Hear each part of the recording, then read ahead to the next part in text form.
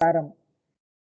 நீ உன் சத்துருக்களுக்கு எதிராக யுத்தம் செய்ய புறப்பட்டு போகையில் குதிரைகளையும் ரதங்களையும் உன்னிலும் பெரிய கூட்டமாகிய ஜனங்களையும் கண்டால் அவர்களுக்கு பயப்படாயாக. உன்னை எகிப்து தேசத்திலிருந்து புறப்பட பண்ணின உன் தேவனாகிய கர்த்தர் உன்னோடே இருக்கிறார். நீங்கள் யுத்தம் செய்ய தொடங்கும் போது ஆசாரியன் சேர்ந்து வந்து ஜனங்களிடத்தில் பேசி, இஸ்ரவேலரே கேளுங்கள், இன்று உங்கள் சத்துருக்களுடன் யுத்தம் செய்ய போகிறீர்கள். உங்கள் இருதயம் துவள வேண்டாம். நீங்கள் அவர்களை பார்த்து பயப்படவும் கலங்கவும் தத்தளிக்கவும் வேண்டாம். உங்களுக்காக உங்கள் சத்துருக்களோட யுத்தம் பண்ணவும் உங்களை ரட்சிக்கவும் உங்களோட கூட போகிறவர் உங்கள் தேவனாகிய கர்த்தர் என்று சொல்ல வேண்டும். அந்தியும் அதிபதிகள் ஜனங்களை நோக்கி, புது வீட்டை கட்டி அதை பிரதிஷ்டை பண்ணாதிருக்கிறவன் எவனோ அவன் தன் வீட்டுக்கு திரும்பி போக கடவன். அவன் யுத்தத்திலே செத்தால் வேறொருவன் அதை பிரதிஷ்டை பண்ண வேண்டியதாகும். திராட்சை தோட்டத்தை நாட்டி அதை அனுபவியாதிருக்கிறவன் எவனோ அவன் தன் வீட்டுக்கு திரும்பி போக கடவன். அவன் யுத்தத்திலே செத்தால் வேறொருவன் அதை அனுபவிக்க வேண்டியதாகும். ஒரு பெண்ணை தனக்கு நியமித்து கொண்டு அவளை விவாகம் பண்ணாதிருக்கிறவன் எவனோ அவன் தன் வீட்டுக்கு திரும்பி போக கடவன். அவன் யுத்தத்திலே செத்தால் வேறொருவன் அவளை விவாகம் பண்ண வேண்டியதாகும் என்று சொல்ல வேண்டும். பின்னும் அதிபதிகள் ஜனங்களுடனே பேசி, பயங்காளியும் திடனற்றவனுமாய் இருக்கிறவன் எவனோ அவன் தன் சகோதரரின் இருதயத்தை தன் இருதயத்தை போல கரைந்து போக பண்ணாதபடிக்கு தன் வீட்டுக்கு திரும்பி போக கடவன் என்று சொல்ல வேண்டும். அதிபதிகள் ஜனங்களோட பேசி முடிந்த பின்பு ஜனங்களை நடத்தும்படி சேனை தலைவரை நியமிக்க கடவர்கள். நீ ஒரு பட்டணத்தின் மேல் யுத்தம் பண்ண நெருங்கும் போது அந்த பட்டணத்தாருக்கு சமாதானம் கூற கடவாய். அவர்கள் உனக்கு சமாதானமான உத்தரவு கொடுத்து வாசலை திறந்தால் அதில் உள்ள ஜனங்கள் எல்லாரும் உனக்கு பகுதி கட்டுகிறவர்களாகி உனக்கு ஊழியம் செய்ய கடவர்கள். அவர்கள் உன்னோட சமாதானப்படாமல் உன்னோட யுத்தம் பண்ணுவார்களானால் நீ அதை முத்திக்கை போட்டு உன் தேவனாகிய கர்த்தர் அதை உன் கையில் ஒப்பு கொடுக்கும் போது அதில் உள்ள புருஷர்கள் எல்லாரையும் பட்டய கருக்கினால் வெட்டி ஸ்திரீகளையும் குழந்தைகளையும் மிருக ஜீவன்களையும் மாத்திரம் உயிரோட வைத்து பட்டணத்தில் உள்ள எல்லாவற்றையும் கொள்ளையிட்டு உன் தேவனாகிய கர்த்தர் உனக்கு ஒப்பு கொடுத்த உன் சத்துருக்களின் கொள்ளை பொருளை அனுபவிப்பாயாக. இந்த ஜாதிகளை சேர்ந்த பட்டணங்களாய் இராமல் உனக்கு வெகு தூரத்தில் இருக்கிற சகல பட்டணங்களுக்கும் இப்படியே செய்வாயாக. உன் தேவனாகிய கர்த்தர் உனக்கு சுதந்திரமாக கொடுக்கிற ஏத்தியர், எமோரியர், கானானியர், பெரிசியர், ஏவியர், எபூசியர் என்னும் ஜனங்களின் பட்டணங்களிலே மாத்திரம் சுவாசமுள்ளதொன்றையும் உயிரோட வைக்காமல் அவர்களை உன் தேவனாகிய கர்த்தர் உனக்கு கட்டளையிட்டபடியே சங்காரம் பண்ண கடவாய். அவர்கள் தங்கள் தேவர்களுக்கு செய்கிற தங்களுடைய சகல அருவருப்புகளின்படியே நீங்களும் செய்ய உங்களுக்கு கற்றுக்கொடாமலும் நீங்கள் உங்கள் தேவனாகிய கர்த்தருக்கு விரோதமாய் பாவம் செய்யாமலும் இருக்கும்படி இப்படி செய்ய வேண்டும். நீ ஒரு பட்டணத்தின் மேல் யுத்தம் பண்ணி அதை பிடிக்க அநேக நாள் அதை முத்திக்கை போட்டு இருக்கும் போது நீ கோடரியை ஓங்கி அதன் மரங்களை வெட்டி சேதம் பண்ணாயாக. அவைகளின் கனியை நீ புசிக்கலாமே. ஆகையால் உனக்கு கொத்தளத்திற்கு உதவும் என்று அவைகளை வெட்டாயாக.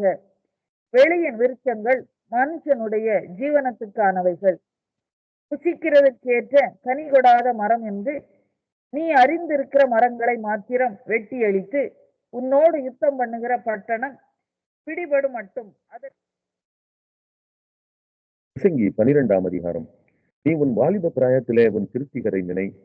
தீங்கு நாட்கள் வராததற்கு முன்னும் எனக்கு பிரியமானவைகள் அல்ல என்று நீ சொல்லும் வருஷங்கள் சேராததற்கு முன்னும் சூரியனும் வெளிச்சமும் சந்திரனும் நட்சத்திரங்களும் அந்தகாரப்படாததற்கு முன்னும் மழைக்கு பின் மேகங்கள் திரும்ப திரும்ப வராததற்கு முன்னும் வீட்டு காவலாளிகள் தள்ளாடி பலசாலிகள் கூணி போய் இயந்திரம் அரைக்கிறவர்கள் கொஞ்சமானதினால் ஓய்ந்து பலகணி வழியாய் பார்க்கிறவர்கள் இருண்டு போகிறதற்கு முன்னும் இயந்திர சத்தம் தாழ்ந்ததினால் பெருவாசலின் கதவுகள் அடைபட்டு குருவியின் சத்தத்துக்கும் எழுந்திருக்க வேண்டியதாகி கீத வாத்திய கன்னிகைகள் எல்லாம் அடங்கி போகாததற்கு முன்னும், மேட்டுக்காக அச்சமுண்டாகி வழியிலே பயங்கள் தோன்றி, பாதுமை மரம் பூ பூத்து வெட்டுக்கிளியும் பாரமாகி பசி தீவனமும் அற்று போகாததற்கு முன்னும், மனுஷன் தன் நித்திய வீட்டுக்கு போகிறதுனாலே துக்கம் கொண்டாடுகிறவர்கள் வீதியிலே பிரியாததற்கு முன்னும், வெள்ளிக்கயிறு கட்டுவிட்டு பொற்கிணி நசுங்கி ஊற்றின் அருகே சால் உடைந்து துறவண்டையில் உருளை நொறுங்கி இவ்விதமாய் மண்ணானது தான் முன்னிருந்த பூமிக்கு திரும்பி ஆவி தன்னை தந்த தேவனிடத்திற்கு மறுபடியும் போகாததற்கு முன்னும் அவரை உன் வாலிப பிராயத்திலே நினை. மாயை மாயை எல்லாம் மாயை என்று பிரசங்கி சொல்லுகிறான். மேலும் பிரசங்கி ஞானவானாய் இருந்தபடியால் அவன் ஜனத்துக்கு அறிவை போதித்து கவனமாய் கேட்டு ஆராய்ந்து அநேகம் நீதிமொழிகளை சேர்த்து எழுதினான். இதமான வார்த்தைகளை கண்டுபிடிக்க பிரசங்கி வகை தேடினான். எழுதின வாக்கியங்கள் செவ்வையும் சத்தியமானவைகள். ஞானிகளின் வாக்கியங்கள் காட்டுக்கோள்கள் போலவும் சங்க தலைவர்களால் அறையப்பட்ட ஆணிகள் போலவும் இருக்கிறது. அவைகள் ஒரே மெய்ப்பனால் அளிக்கப்பட்டது. என் மகனே, இவைகளினாலே புத்தி அடைவாயாக. அநேகம் புத்தகங்களை உண்டு பண்ணுகிறதற்கு முடிவில்லை. அதிக படிப்பு உடலுக்கு இழைப்பு. காரியத்தின் படைத்தொகையை கேட்போமாக. தேவனுக்கு பயந்து அவர் கற்பனைகளை கைக்கொள். எல்லா மனுஷர் மேலும் விழுந்த கடமை இதுவே. ஒவ்வொரு கிரியையையும் அந்தரங்கமான ஒவ்வொரு காரியத்தையும் நன்மையானாலும் தீமையானாலும். அப்போஸ்தலர் 11ஆம் அதிகாரம். புறஜாதியாரும் தேவ வசனத்தை ஏற்றுக்கொண்டார்கள் என்று யூதேய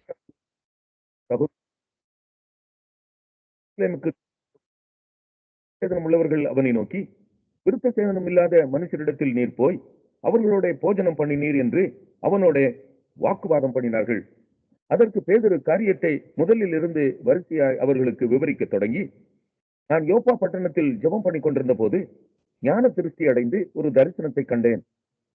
அது என்னவென்றால், 4 முனைகளும் கட்டப்பட்ட பெரிய துப்பட்டியை போல ஒரு கூடு வானத்திலிருந்து என்னிடத்தில் இறங்கி வந்தது. அதிலே நான் உற்று பார்த்து 4 கால் ஜீவன்களையும் காட்டு மிருகங்களையும் ஊரும் பிராணிகளையும் ஆகாயத்து பறவைகளையும் கண்டேன். அல்லாமலும் பேதுருவே, எழுந்திரு, அடித்து புசி என்று என்னுடனே சொல்லுகிற சத்தத்தை கேட்டேன். அதற்கு நான், ஆண்டவரே, அப்படியல்ல, தீட்டும் அசுத்தமுமாய் இருக்கிற யாதொன்றும் ஒரு காலம் என் வாய்க்குள்ளே போனதில்லை என்றேன். 2ஆம் தரமும் வானத்திலிருந்து சத்தம் உண்டாகி, தேவன் சுத்தமாக்கினவைகளை நீ தீட்டாக எண்ணாதே என்று மறுமொழி சொல்லிற்று. இப்படி 3 தரம் சம்பவித்த பின்பு எல்லாம் வானத்திற்கு திரும்ப எடுத்துக் கொள்ளப்பட்டது. உடனே செசரியாவிலிருந்து என்னிடத்திற்கு அனுப்பப்பட்ட 3 மனுஷர் நான் இருந்த வீட்டுக்கு முன்னே வந்து நின்றார்கள். நான் ஒன்றுக்கும் சந்தேகப்படாமல் அவர்களோட கூட போகும்படி ஆவியானவர் எனக்கு கட்டளையிட்டார். சகோதரராகிய இந்த 6 பேரும் என்னோட கூட வந்தார்கள். அந்த மனுஷனுடைய வீட்டுக்குள் பிரவேசித்தோம். அவனோ தன் வீட்டிலே ஒரு தேவதூதன் நிற்கிறதை கண்டதாகவும், யோப்பா பட்டணத்தில் இருக்கிற பேதுரு என்று மறுபெயர் கொண்ட சீமோனை அழைக்கும்படிக்கு மனுஷரை அவ்விடத்திற்கு அனுப்பு, நீயும் உன் வீட்டார் அனைவரும் ரட்சிக்கப்படுவதற்கு ஏதுவான வார்த்தைகளை அவன் உனக்கு சொல்லுவான் என்று அந்த தூதன் தனக்கு சொன்னதாகவும் எங்களுக்கு அறிவித்தான். நான் பேசத் தொடங்கின போது பரிசுத்த ஆவியானவர் ஆதியிலே நம்மேல் இறங்கினது போலவே அவர்கள் மேலும் இறங்கினார். யோவான் ஜலத்தினாலே ஞானஸ்நானம் கொடுத்தான், நீங்களோ பரிசுத்த ஆவியினாலே ஞானஸ்நானம் பெறுவீர்கள் என்று கர்த்தர் சொன்ன வார்த்தையை அப்பொழுது நினைவு கூர்ந்தேன். ஆதலால் கர்த்தராகிய இயேசு கிறிஸ்துவை விசுவாசித்திருக்கிற நமக்கு தேவன் வரத்தை அனுகிரகம் பண்ணினது போல அவர்களுக்கும் அந்த வரத்தையே அனுகிரகம் பண்ணியிருக்கும் போது தேவனை தடுக்கிறதற்கு நான் எம்மாத்திரம் என்றான். இவைகளை அவர்கள் கேட்டபொழுது அமர்ந்திருந்து, அப்படியானால் ஜீவனுக்கு ஏதுவான மனம் திரும்புதலை தேவன் புறஜாதியாருக்கும் அருளி செய்தார் என்று சொல்லி தேவனை மகிமைப்படுத்தினார்கள்.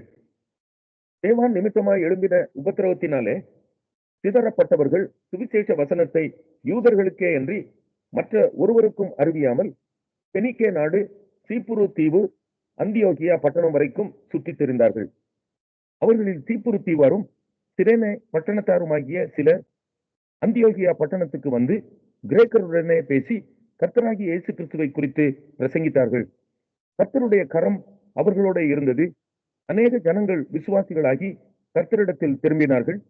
எருசலேமில் உள்ள சபையார் இந்த காரியங்களை குறித்து கேள்விப்பட்ட போது அந்தியோகியா வரைக்கும் போகும்படிக்கு பர்னபாவை அனுப்பினார்கள். அவன் போய் சேர்ந்து தேவனுடைய கிருபையை கண்டபோது சந்தோஷப்பட்டு கர்த்தரிடத்தில் மன நிர்ணயமாய் நிலைத்திருக்கும்படி எல்லாருக்கும் புத்தி சொன்னான். அவன் நல்லவனும் பரிசுத்த ஆவியினாலும் விசுவாசத்தினாலும் நிறைந்தவனுமாயிருந்தான். அநேக ஜனங்கள் கர்த்தரிடமாய் சேர்க்கப்பட்டார்கள். பின்பு பர்னபா சவுலை தேடும்படி தர்சுவுக்கு புறப்பட்டு போய் அவனை கண்டு அந்தியோகியாவுக்கு அழைத்து கொண்டு வந்தான். அவர்கள் 1 வருஷ காலமாய் சபையோட கூடியிருந்து அநேக ஜனங்களுக்கு உபதேசம் பண்ணினார்கள். முதல் அந்தியோகியாவிலே சீஷர்களுக்கு கிறிஸ்தவர்கள் என்கிற பெயர் வழங்கிற்று. அந்நாட்களிலே எருசலேமிலிருந்து சில தீர்க்கதரிசிகள் அந்தியோகியாவுக்கு வந்தார்கள். அவர்களில் ஒருவனாகிய அகபு என்பவன் எழுந்து உலகமெங்கும் கொடிய பஞ்சம் உண்டாகும் என்று ஆவியானவராலே அறிவித்தான். அது அப்படியே கிலவுதியு ராயனுடைய நாட்களிலே உண்டாயிற்று. அப்பொழுது சீஷரில் அவரவர் தங்கள் திராணிக்கு தக்கதாக யூதேயாவில் குடியிருக்கிற சகோதரருக்கு உதவியாக பணம் சேகரித்து அனுப்ப வேண்டும் என்று தீர்மானம் பண்ணினார்கள். அப்படியே 12ஆம் அதிகாரம். பர்னபா காலத்திலே ஏரோது ராஜா சபையிலே சிலரை துன்பப்படுத்த தொடங்கி யோவானுடைய சகோதரனாகிய யாக்கோபை பட்டயத்தினாலே கொலை செய்தான். அது யூதருக்கு பிரியமாய் இருக்கிறது என்று அவன் கண்டு பேதுருவையும் பிடிக்க தொடர்ந்தான். அப்பொழுது புளிப்பில்லாத அப்ப பண்டிகை நாட்களாயிருந்தது. அவனை பிடித்து சிறைச்சாலையிலே வைத்து பஸ்கா பண்டிகைக்கு பின்பு ஜனங்களுக்கு முன்பாக அவனை வெளியே கொண்டு வரலாம் என்று எண்ணி அவனை காக்கும்படி வகுப்புக்கு 4 போர் சேவகராக ஏற்படுத்திய 4 வகுப்புகளின் வசமாக ஒப்புவித்தான். அப்படியே பேதுரு சிறைச்சாலையிலே காக்கப்பட்டிருக்கையில் சபையார் அவனுக்காக தேவனை நோக்கி ஊக்கத்தோட ஜெபம் பண்ணினார்கள். ஏரோது அவனை வெளியே கொண்டு வரும்படி குறித்திருந்த நாளுக்கு முந்தின நாள் ராத்திரியிலே பேதுரு 2 சங்கிலிகளினாலே கட்டப்பட்டு 2 சேவகர் நடுவே நித்திரை பண்ணி கொண்டிருந்தான். காவற்காரரும் கதவுக்கு முன்னிருந்து சிறைச்சாலையை காத்துக் கொண்டிருந்தார்கள். அப்பொழுது கர்த்தருடைய தூதன் அங்கே வந்து நின்றான். அறையிலே வெளிச்சம் பிரகாசித்தது. அவன் பேதுருவை விலாவிலே தட்டி சீக்கிரமாய் எழுந்திரு என்று அவனை எழுப்பினான். உடனே சங்கிலிகள் அவன் கைகளில் இருந்து விழுந்தது. தூதன் அவனை நோக்கி உன் அறையை கட்டி உன் பாதரட்சைகளை தொடுத்துக்கொள் என்றான். அவன் அந்தபடியே செய்தான். தூதன் பின்னும் அவனை நோக்கி உன் வஸ்திரத்தை போர்த்துக்கொண்டு என் பின்னே வா என்றான். அந்தபடியே அவன் புறப்பட்டு அவனுக்கு பின் சென்று தூதனால் செய்யப்பட்டது மெய் என்று அறியாமல் தான் ஒரு தரிசனம் காண்கிறதாக நினைத்தான். அவர்கள் 1ஆம் காவலையும் 2ஆம் காவலையும் கடந்து நகரத்திற்கு போகிற இருப்பு கதவண்டையிலே வந்தபோது அது தானாய் அவர்களுக்கு திறவுண்டது. அதன் வழியாய் அவர்கள் புறப்பட்டு ஒரு வீதி நெடுக நடந்து போனார்கள். உடனே தூதன் அவனை விட்டு போய்விட்டான். பேதுருவுக்கு தெளிவு வந்தபோது ஏரோதின் கைக்கும் யூத ஜனங்களின் எண்ணங்களுக்கும் என்னை விடுதலையாக்கும்படிக்கு கர்த்தர் தம்முடைய தூதனை அனுப்பினார் என்று நான் இப்பொழுது மெய்யாய் அறிந்திருக்கிறேன் என்றான். அவன் இப்படி நிச்சயித்துக் கொண்டு மாற்கு என்னும் பெயர் கொண்ட யோவானுடைய தாயாகிய மரியாள் வீட்டுக்கு வந்தான். அங்கே அநேகர் கூடி ஜெபம் பண்ணி கொண்டிருந்தார்கள். பேதுரு வாசற்கதவை தட்டின போது ரோதை என்னும் பெயர் கொண்ட ஒரு பெண் ஒற்று கேட்க வந்தாள். அவள் பேதுருவின் சத்தத்தை அறிந்து சந்தோஷத்தினால் கதவை திறவாமல் உள்ளே ஓடி பேதுரு வாசலுக்கு முன்னே நிற்கிறார் என்று அறிவித்தாள். அவர்கள் நீ பிதற்றுகிறாய் என்றார்கள். அவளோ அவர்தான் என்று உறுதியாய் சாதித்தாள். அப்பொழுது அவர்கள் அவருடைய தூதனாய் இருக்கலாம் என்றார்கள். பேதுரு பின்னும் தட்டி கொண்டிருந்தான். அவர்கள் திறந்தபோது அவனை கண்டு பிரமித்தார்கள். அவர்கள் பேசாமல் இருக்கும்படி அவன் கையமர்த்தி கர்த்தர் தன்னை காவலிலிருந்து விடுதலையாக்கின விதத்தை அவர்களுக்கு விவரித்து இந்த செய்தியை யாக்கோபுக்கும் சகோதரருக்கும் அறிவியுங்கள் என்று சொல்லி புறப்பட்டு வேறொரு இடத்திற்கு போனான். பொழுது விடிந்த பின்பு பேதுருவை குறித்து சேவகருக்குள்ளே உண்டான கலக்கம் கொஞ்சமல்ல.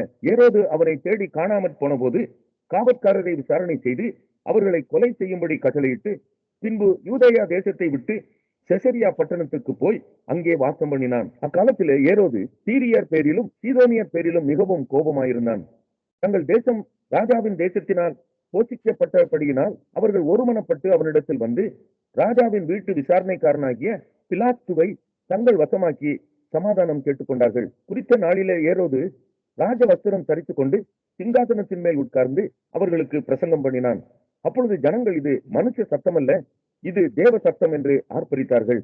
அவன் தேவனுக்கு மகிமையை செலுத்தாதபடியினால் உடனே கர்த்தருடைய தூதன் அவனை அடித்தான். அவன் புழு புழுத்து இறந்தான். தேவ வசனம் வளர்ந்து பெருகிற்று.